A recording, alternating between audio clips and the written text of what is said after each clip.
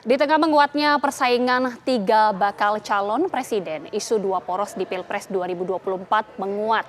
Ya, jika senario dua poros terwujud, lantas siapa yang akan tersingkir?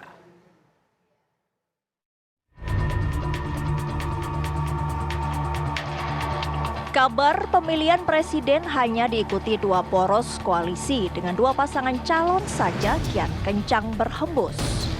Si penghembus justru dari kubu Anies Baswedan, Muhaimin Iskandar. Lantas apa yang ditakutkan kubu Anies?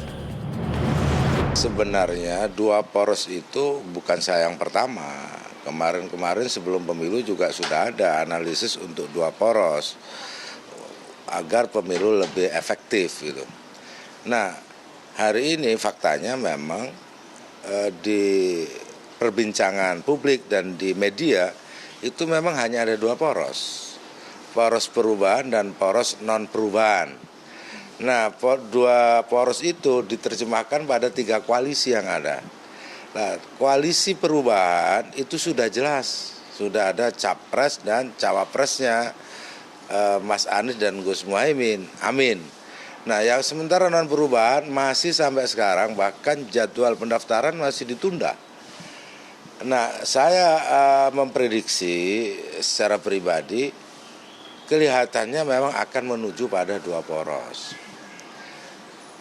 Kenapa? Pertama dari sisi anggaran itu memang belum ada anggaran untuk dua putaran. Yang kedua dari isu perbincangan publik memang terjadi dua poros. Nah, poros yang ada itu poros yang memang sebenarnya lebih pada dinamika di elit. Memang mungkin sulit untuk dua poros. Mungkin menganggap ini hal yang mustahil. Tapi karena ini yang merancang elit saja sebenarnya tidak terlalu mustahil. Dalam kamus politik, memang tidak ada yang tak mungkin. Asal satu tujuan, kapal bisa sama-sama berlayar dan semua senang menikmati kemenangan. Termasuk bila nantinya gerbong PDI Perjuangan dan kapal Prabowo Subianto berada dalam satu pelayaran. Nah, apakah kemudian akan terjadi hanya dua pasang calon? Ya, itu hanya bisa terjadi bila Ganjar Pranowo atau Prabowo Subianto atau kedua-duanya kesulitan mendapatkan pasangan calon wakil presiden, sehingga mungkin akan muncul opsi ya kebersamaan di antara mereka. Jadi artinya akan ada pasangan Ganjar Prabowo atau Prabowo Ganjar gitu ya. Tapi apakah mungkin dua poros bisa terbentuk? Yang artinya Prabowo Subianto dan Ganjar Pranowo bersatu melawan Anies Muhaimin. Atau sebaliknya, Anies Ganjar satu kubu menghadapi Prabowo Subianto. Ya, saya sih menganalisa ya, poros mana yang akan melebur, ya kelihatannya poros Amin ya, pasangan Anies dan Cak Imin yang akan melebur kelihatannya ke koalisi Ganjar, koalisi PDIP.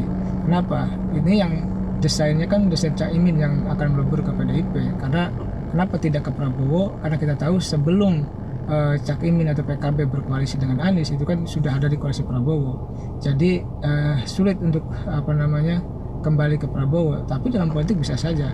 Tapi saya katakan agak sulit. Nah, yang lebih memungkinkan adalah Cak Imin kelihatannya skemanya bisa saja pindah lari ke PDIP sehingga pasangan Anies dan Cak Imin ini bubar sehingga Anies tidak bisa menjadi capres. Nah, kalau sudah seperti itu tidak memenuhi syarat 20% presidensial threshold, maka ya tidak akan bisa menjadi capres Anies. Tentu para partai politik berkompromi sajalah titik temu di antara mereka, karena kalau dua paslon maka satu putaran. Kalau satu putaran kita bisa hemat biaya dan bisa lebih efektif, dan kemudian kita memperkecil kemungkinan terjadinya manuver-manuver politik dan kemungkinan terjadinya suatu kelelahan politik bagi masyarakat, dan menurut pandangan saya sangat efektif dan ideal. Indonesia pemilu 2024 lebih tepat kita pakai dengan dua poros sehingga pemilu kita benar-benar hanya satu putaran. Anggaran pemilu yang 76,6 triliun itu sudah disetujui oleh DPR dan pemerintah dan juga Badan Anggaran DPR.